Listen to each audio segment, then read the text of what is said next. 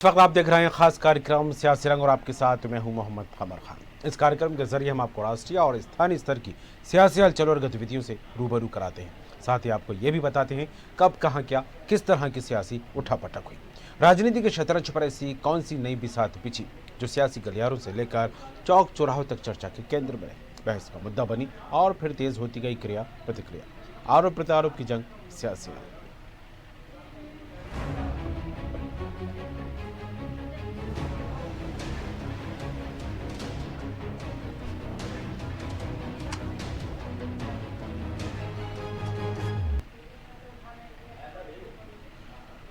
पश्चिम बंगाल में विधानसभा चुनाव हैं। ऐसे में राजनीतिक पार्टियों में जोर आजमाइश शुरू हो गई है। बीजेपी लगातार प्रदेश में अपने पैर मजबूती से जमाए हुए हैं। मध्य प्रदेश के गृह मंत्री डॉक्टर नरोत्तम मिश्रा को बंगाल में बड़ी जिम्मेदारी सौंपी गई है। इन दिनों मंत्री मिश्रा बंगाल के दौरे पर हैं। वहां तारापीठ की धरती वीरभूम जिले से बीजेपी ने परिवर्तन यात्रा की शुरुआत की है। भाजपा के राष्ट्रीय अध्यक्ष जेपी नड्डा और मध्य प्रदेश के गृह मंत्री डॉक्टर नरोत्तम मिश्रा ने भाजपा का झंडा लहराकर अभियान की शुरुआत की।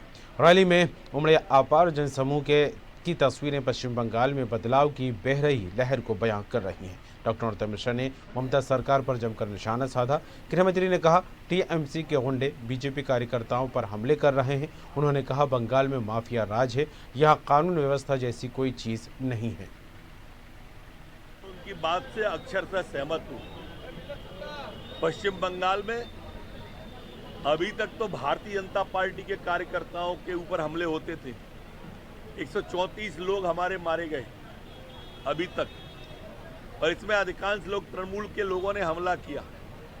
मैंने अभी अपने भाषण में भी कहा यहाँ पर माफिया राज हावी हो गया है।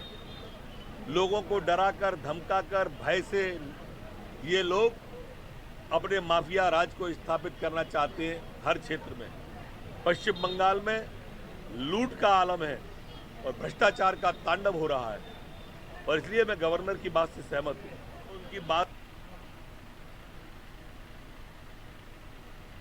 खबर पर बात करेंगे। राइट सक्सेना हमारे साथ जुड़ गए हैं Madhya Pradesh state head rice जी। पश्चिम बंगाल चुनाव को लेकर बात की जाए तो विधानसभा चुनाव तो पश्चिम बंगाल में, लेकिन कहीं ना कहीं जो कनेक्शन मध्य प्रदेश से जुड़ा है उसको लेकर पश्चिम बंगाल ही नहीं बल्कि मध्य प्रदेश में भी एक अलग सियासत देखने को मिली है। हालांकि जिस तरह से डॉक्टर नरोत्तम मिश्रा को लेकर बात की जाए तो गृह मंत्री लगातार दौरे करते दिखाई दे रहे हैं और आज परिवर्तन यात्रा की उन्होंने शुरुआत की है। प्रदेश अध्यक्ष जेपी नड्डा के साथ मिलकर एक बड़ा जन आक्रोश यहाँ पर देखने को मिला है। जन समूह इकट्ठा होता दिखाई दिया है। किस तरह देखें इन परिस्थितियों को?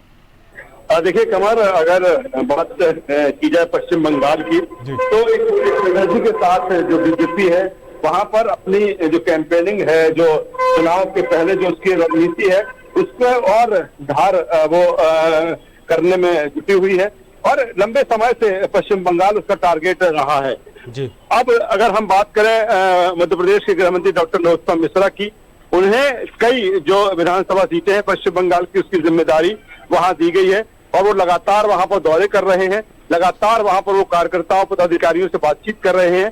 जनसभाओं के जरिए भी वो कहीं ना कहीं पश्चिम बंगाल की जनता को कन्वे करने की कोशिश कर रहे हैं। आज की अगर हम बात करें तो आज जिस तरह से परिवर्तन यात्रा की शुरुआत वहां पर की गई, बीजेपी के राष्ट्रीय अध्यक्ष जेपी नड्डा भी इसमें शामिल हुए डॉक्टर नरोत्तम मिश्रा के साथ में, और पूरी तरीके से अटैकिंग मूड में बीजेपी है।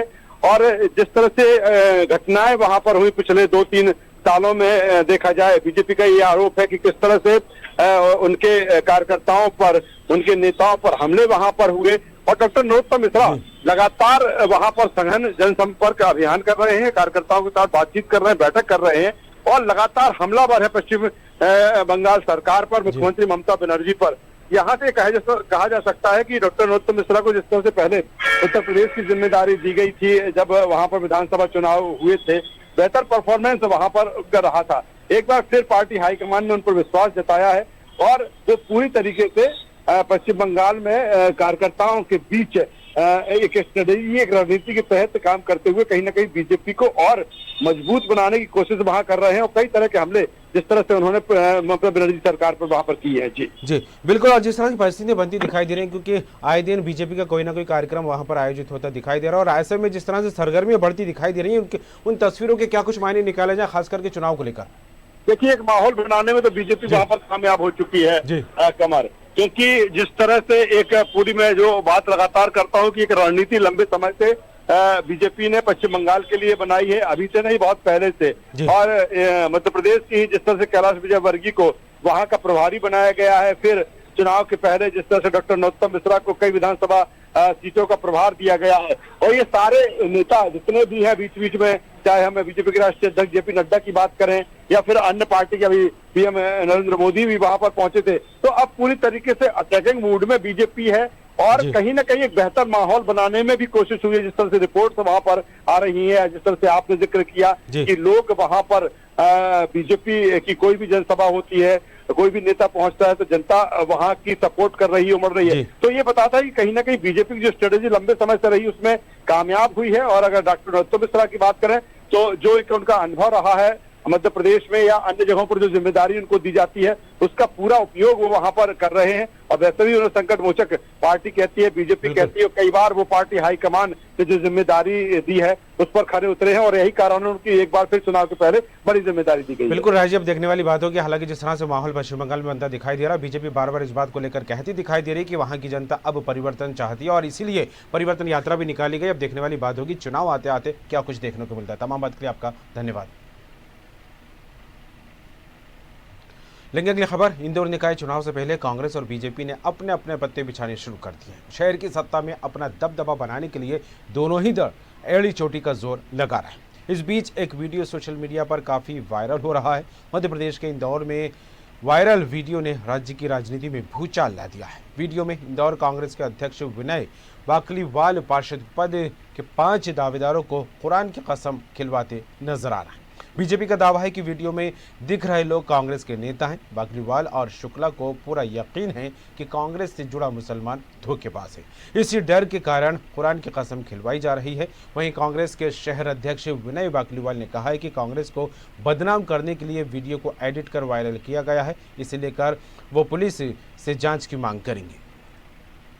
चंदन नगर क्षेत्र में जाकर इंदौर शहर कांग्रेस के अध्यक्ष श्री विनय बाकलीवाल जी ने और महापौर के जो उम्मीदवार कांग्रेस पार्टी ने अघोषित रूप से तय करे हुए श्री संजय शुक्ला जी ने मंच के ऊपर मुसलमान नेताओं से कुरान हदीस की सौगंध खिलवाई। किताब की कसम डालने के पीछे का जो कारण है वो दर हकीकत ये है कि संजय शुक्ला और विनय बाकलीवाल जी को इस बात का पूरा यकीन हो चला है कि कांग्रेस पार्टी से जुड़ा हुआ जो मुसलमान है वो गद्दार है, कांग्रेस पार्टी से जुड़ा हुआ जो मुसलमान है वो धोखेबाज है, कांग्रेस से जुड़े हुए मुसलमानों को कुरान की कसम दिलाना पड़ रही है। ऐसी कोई शपथ नहीं दिलाई गई कुरान की कसम को लेकर। केवल कांग्रेस पार्टी को बदनाम करने के लिए एक साजिश के तहत उस वीडियो को ऑडिट कर ये वायरल किया जा रहा है। मैं इसकी घोर निंदा करता हूं और आने वाले समय में मैं इसकी जांच की भी पुलिस डिपार्टमेंट में जाकर इसकी जांच की भी मांग करूँगा। खबर पर बात करेंगे। अशरफ मंसूरी हमारे साथ जुड़ गए इंदौर संवाददाता। अशरफ, जिस तरह से सोशल मीडिया पर इन दिनों एक वीडियो वायरल हो रहा है शपथ दिलाते हुए या यूँ कहा जाए कि कसम खिलाते हुए, ये एक तरह का वीडियो है। हालांकि न्यूज़ वाले इसकी पुष्टि नहीं करता है, लेकिन जिस तरह से इस वायरल वीडियो के बाद सियासत जो है चरमराती सियासत जो है चरम पर पहुंचती यहाँ पर दिखाई दे रही है। राजनीति का एक बड़ा सबब ये जो वीडियो बना हुआ है। क्या कुछ स्थिति है इस वीडियो को लेकर, आखिर सच्चाई क्या है और किस तरह आरोप प्रत्यारोप का दौर यहाँ पर देखने को मिल रहा है? जी बिल्कुल कमर, अगर बात करें मध्य प्रदेश की तो मध्य प्रदेश में नगरीय निकाय चुनाव कुछ ही समय बाद होने वाले हैं। और इंदौर की बात करें तो इंदौर में भी शहर की सरकार बनाने को लेकर कांग्रेस और भारतीय जनता पार्टी के नेता लगातार बैठकें कर रहे हैं और लगातार रणनीति बनाने में जुटे हैं।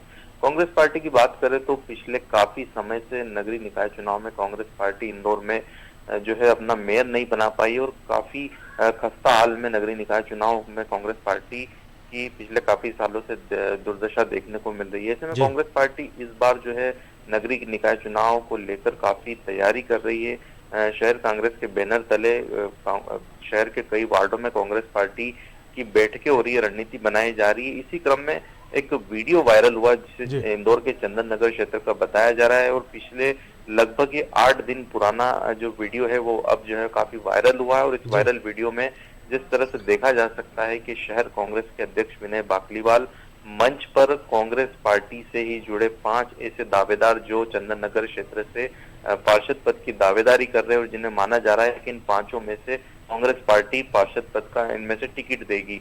ऐसे में कांग्रेस पार्टी की बैठक चल रही थी और मंच पर ही शहर कांग्रेस अध्यक्ष इस वायरल वीडियो में नजर आ रहा है कि कुरान की कसम दिलाते हुए नजर आ रहा है कि इन पांचों में से किसी भी व्यक्ति को कांग्रेस पार्टी अगर टिकट देती है तो वे पांचों मिलकर उस व्यक्ति को चुनाव जिताने की कोशिश करेंगे और कांग्रेस पार्टी को यहाँ पर जो है चुनाव जिताने की पूरी तरह से मेहनत की जाएगी।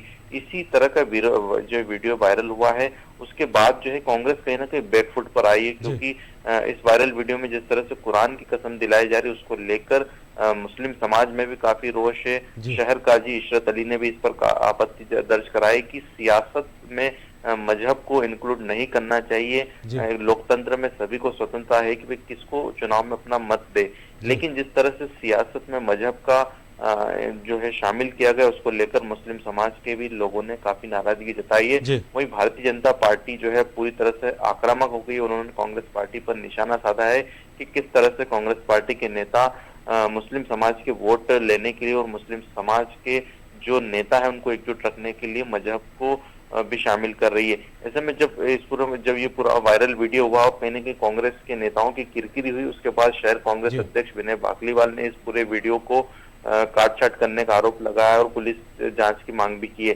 लेकिन ये वीडियो जो है लगभग 8 दिन पुराना बताया जा रहा है और कांग्रेस पार्टी को कहीं ना कहीं भीतर घात का खतरा भी नजर आ रहा है। इसी को लेकर कांग्रेस पार्टी जहां भी बैठकें कर रही है वहां पर जितने भी उम्मीदवार है उन उम्मीदवारों को एकजुट करने की कोशिश कर रही है, लेकिन कहीं ना कहीं कांग्रेस पार्टी के जो शहर अध्यक्ष है उनका ये दाव जो है कहीं ना कहीं उल्टा पड़ता हुआ नजर आ रहा है। वैसे में कांग्रेस पार्टी के शहर अध्यक्ष विनय बाकलीवाल भी अब निशाने पर आए, क्योंकि चंदन नगर में जिस तरह से कुरान की कसम दिलाई जा रही है ऐसे में वे मुस्लिम नेताओं और मुस्लिम कार्यकर्ताओं और मुस्लिम समाज के लोगों के निशाने पर भी आ गए। कमर बिल्कुल देखने वाली बात होगी। हालांकि कांग्रेस मजबूती को लेकर लगातार कवायद करती दिखाई दे रही है, लेकिन कहीं ना कहीं एक बड़ा परेशानी का सबब ये वीडियो भी कांग्रेस का बन सकता है। इस तरह की बात भी अब निकलकर सामने आने लगी, क्योंकि बीजेपी लगातार इसको लेकर आरोप लगा रही है, तो वहीं सफाई देती भी कांग्रेस नजर आ रही है। फिलहाल इस वीडियो के बाद क्या कुछ स्थिति बनेगी सब देखने वाली बात होगी। तमाम बात के लिए आपका धन्यवाद। छत्तीसगढ़ में कांग्रेस ने मंगलवार को सोशल मीडिया वॉरियर्स अभियान की शुरुआत की। इसके माध्यम से कांग्रेस अगले 3 महीने में देश भर में 5 लाख लोगों को जोड़ेगी। छत्तीसगढ़ में 11 से 12 हज़ार लोगों के जोड़ने का लक्ष्य है। कांग्रेस नेताओं का कहना है इस अभियान में ऐसे लोगों को जोड़ा जाएगा जो देश के लिए कुछ करना चाहते हैं। इससे जुड़ने के लिए कांग्रेस का सदस्य होना जरूरी नहीं है। कोई भी व्यक्ति जो भाजपा की झूठ, नफरत और बंटवारे की राजनीति के खिलाफ देश की एकता, अखंडता, सौहार्द और भाईचारे की रक्षा के लिए कुछ करना चाहते हैं। कांग्रेस का मानना है कि आज के यूथ जो अपनी आवाज़ को सोशल मीडिया पर बुलंद हमेशा करते नजर आते हैं, उन्हें एक मंच देने का प्रयास इस अभियान के तहत किया जा रहा है। इसी के तहत अभियान हर जिले, हर कस्बे में चलाया जाएगा और इस अभियान के तहत जिस तरह से भारतीय जनता पार्टी ने मीडिया के माध्यम से लोगों में नफरत फैलाने का काम किया है उसे समाप्त किया जाएगा।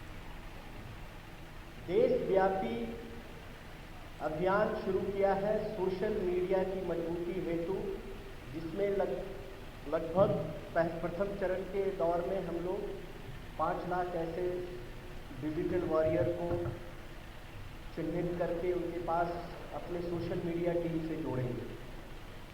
देशव्यापी अभियान शुरू किया है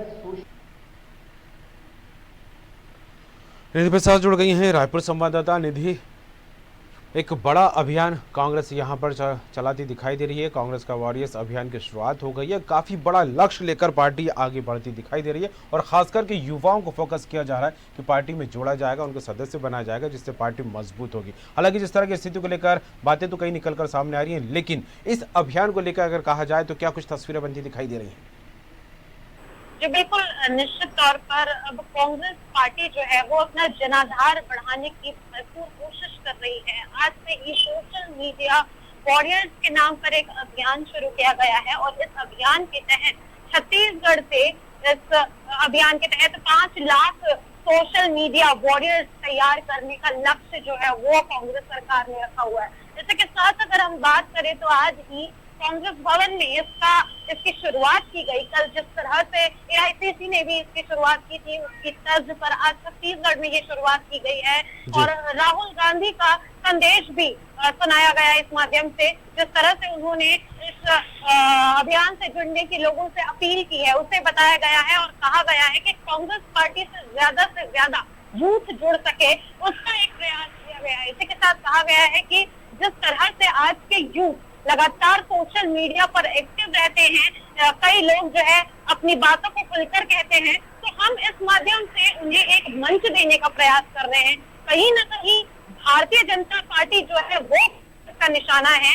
ये भी कहा गया है इस प्रेस वार्ता में कि जिस तरह से नरेंद्र मोदी को लोगों ने डिसलाइक करना शुरू कर दिया था, लेकिन उस केंद्र सरकार की उस वेबसाइट से जो डिसलाइक का ऑप्शन है वो भी गायब कर दिया गया है। यानी कि ये डर हो गया है केंद्र को कि अब लाइक से ज्यादा डिसलाइक करने वालों की संख्या बढ़ गई है। तो ये सारी चीजें ये दर्शाता है कि लोगों में कई सारी चीजें हैं जो वो बोलना चाहते हैं, खुलकर सामने रखना चाहते हैं। तो इन सारी चीजों के लिए हमने अपना toll free number, WhatsApp number और वेबसाइट जारी की है। इस माध्यम से लोग हमसे जुड़ सकते हैं और अपनी बातें खुलकर कहने का एक मंच कांग्रेस पार्टी द्वारा प्रदान किया जा रहा है। एक तरह से कमल, जिस तरह से भारतीय जनता पार्टी ने सोशल मीडिया का प्रयोग करके अपना जनाधार बढ़ाया था, अब कहीं ना कहीं कांग्रेस भी उसी चीज का प्रयास कर रही है कि ज्यादा से ज्यादा सोशल मीडिया के माध्यम से वो लोगों को जोड़े और कांग्रेस पार्टी भी अपना जनाधार बढ़ाए। क्योंकि छत्तीसगढ़ में तो मुख्यमंत्री भूपेश बघेल की सरकार है,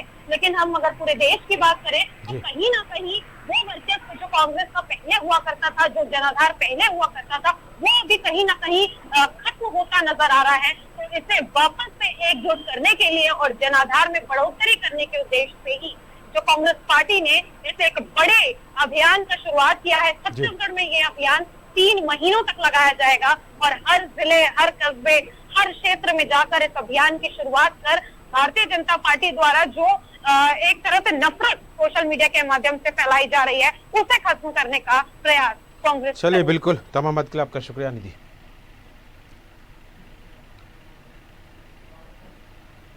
पश्चिम बंगाल में विधानसभा चुनाव को लेकर सरगर्मियां हैं तो मध्य प्रदेश में नगरीय निकाय चुनाव को लेकर, और छत्तीसगढ़ में देखा जाए तो कांग्रेस मजबूती की कवायद करती दिखाई दे रही है और एक बड़ा अभियान चला रही। तो वहीं उत्तर प्रदेश में पंचायत चुनाव को लेकर माहौल गरमाने लगा है। इस बीच योगी कैबिनेट ने पंचायती चुनाव को लेकर आरक्षण नियमावली को अपनी मंजूरी दे दी है। योगी कैबिनेट से आरक्षण नियमावली पर रास्ता साफ होने के बाद आरक्षण नियमावली को मंजूरी मिलने के साथ ही अब स्थिति साफ हो जाएगी कि कौन से गांव में कौन सी जाति के लिए आरक्षित है या फिर आरक्षण से बाहर है। इधर ऐसा माना जा रहा है कि आरक्षण सूची जारी होने के बाद जल्द ही चुनाव आयोग पंचायती चुनाव को लेकर तारीखों का ऐलान कर देगा। उधर यूपी पंचायत चुनाव को लेकर हाईकोर्ट पूरी तरह से सख्त है। कोर्ट ने राज्य निर्वाचन आयोग को निर्देश दिए हैं कि 30 अप्रैल तक राज्य में पंचायत चुनाव करा लें। इसके साथ ही कोर्ट ने योगी आदित्यनाथ सरकार को 17 मार्च तक आरक्षण का काम भी पूरा कर लेने के निर्देश दिए हैं। वहीं चुनाव आयोग ने हाईकोर्ट को बताया है कि 22 जनवरी को पंचायत चुनाव को लेकर मतदाता सूची तैयार कर ली गई है। परिसीमन का काम भी पूरा किया जा चुका है। आरक्षण सूची फाइनल होने के बाद चुनाव की तारीखों का ऐलान भी कर दिया जाएगा।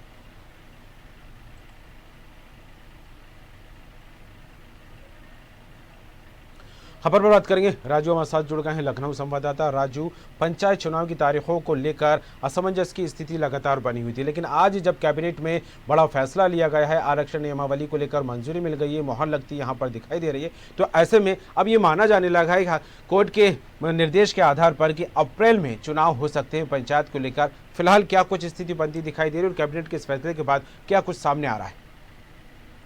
कमल खान, सबसे पहले अगर बात करें उत्तर प्रदेश में पंचायती चुनाव की सरगर्मियां तेज हो गई है, क्योंकि इस बीच योगी कैबिनेट ने आज पंचायत चुनाव को लेकर आज आरक्षण नियमावली को अपनी मंजूरी दे दी है।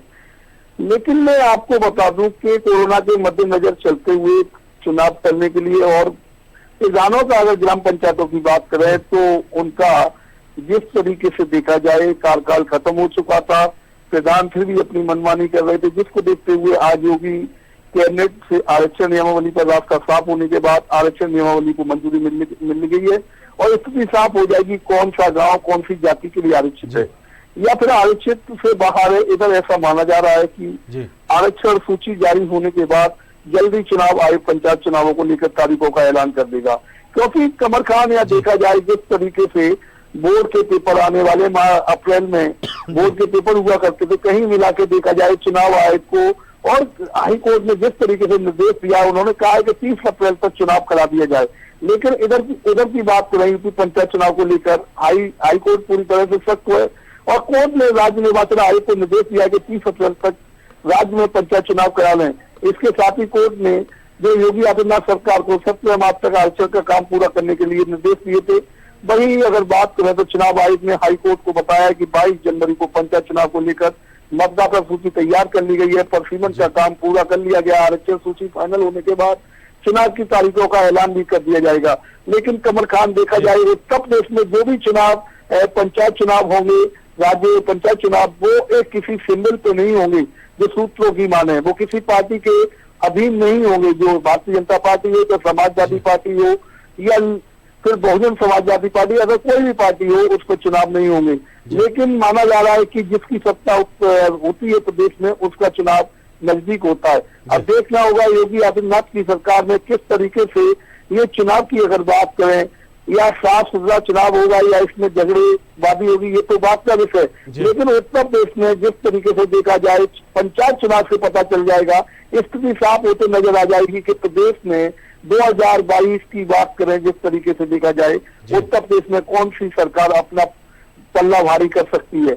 लेकिन अभी इसको जो माना जा रहा है, जिस तरीके से पंचायत चुनाव जिस तरीके से हो रहा है, तो वो पंचायत चुनाव किस रूप में जाएगा। और देखा जाए किसानों की बात करें, जो पंचायत चुनाव होता है वो ग्राम प्रधानों से होता है, ग्राम प्रधान होते हैं।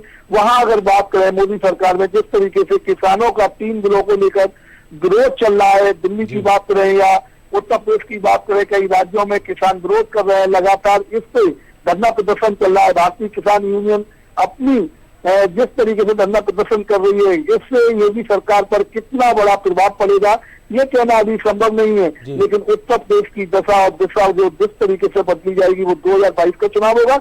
लेकिन प्रधानी के चुनाव की अगर कमर या बात करें जिस तरीके से, ये स्थिति किसान बिल्कुल बता देंगे। जिस तरीके से अप्रैल में ही स्थिति साफ हो जाएगी, उससे एक अंदाजा लगाया जा सकता है कि उत्तर प्रदेश में 22 में कौन बाजी मार सकता है। कमर बिल्कुल बड़ा सवाल बना हुआ और स्थिति भी जिस तरह से बनती दिखाई दे, उसको लेकर ये कहा जा रहा है कि काफी टफ मुकाबला पंचायत चुनाव में यहाँ पर होता दिखाई देगा, क्योंकि किसान इन दिनों जो सबसे बड़ा मुद्दा बना हुआ है उसका असर कहीं ना कहीं पंचायत चुनाव पर राजू देखने को मिल सकता है। और पंचायत चुनाव का जो नतीजे सामने निकल कर आएंगे उसका कहीं ना कहीं तालमेल जो है 2022 में भी देखने को मिलेगा, कहीं ना कहीं उसकी कनेक्टिविटी देखने को मिलेगी। फिलहाल जुड़ने के लिए तमाम बात के लिए आपका शुक्रिया। और इसी के साथ इस खास कार्यक्रम से आज रंग में फिलहाल इतनी खबरों का सिलसिला जारी रहेगा, बनी रही।